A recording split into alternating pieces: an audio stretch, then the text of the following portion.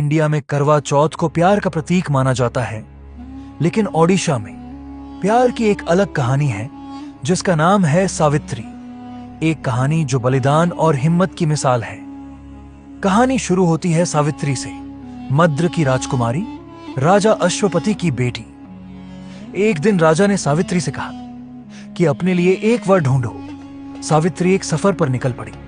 ढूंढते ढूंढते उसकी नजर एक युवा पर पड़ी जो जंगल में लकड़ी काट रहा था। सावित्री हैरान होकर पूछती है, एक इतना सुंदर तेजस्वी युवा जंगल में क्या कर रहा है? उसका नाम था सत्यवान और उसने बताया उनके पिताजी अंधे हो गए और उनका राज्य उनसे छीन लिया गया। सत्यवान की कहानी ने सावित्री का दिल छू लिया। सावित्री ने अपने पिता से कहा उसने अपना जीवन साथी चुन लिया है, एक वनवासी राजा का बेटा। ठीक उस वक्त नारद मुनि आए और चेतावनी दी, 1 साल के अंदर सत्यवान की मृत्यु निश्चित है।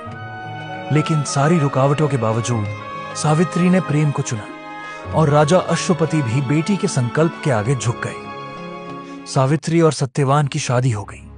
दोनों जंगल में अपने नए जीवन की शुरुआत करते हैं, पर सावित्री का डर कहीं ना कहीं जिंदा था। जैसे जैसे वह दिन पास आने लगा, उनका मन और घबराने लगा। जब सिर्फ 4 दिन बचे थे, सावित्री ने व्रत रखा, बिना पानी, बिना भोजन के, और हर देवता से प्रार्थना करने लगी। जब वह दिन आया, सावित्री ने कहा, मैं सत्यवान के हर कदम में साथ हूं।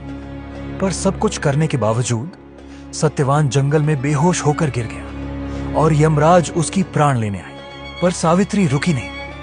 वह यमराज के पीछे चली गई और उसने यमराज से बातचीत की, धर्म पर, प्रेम पर और अपने सच्चे संकल्प पर। यमराज प्रभावित हुए और बोले, मांगो 3 वरदान, बस पति की जान छोड़कर। सावित्री ने मांगा अपने ससुर की आंखों की रोशनी, अपने पिता के लिए 100 पुत्र और वह खुद भी 100 पुत्रों की मां बनी। यमराज ने कहा तथास्तु, और फिर समझे जब तक सत्यवान जिंदा नहीं रहेगा, सावित्री मां कैसे बनेगी?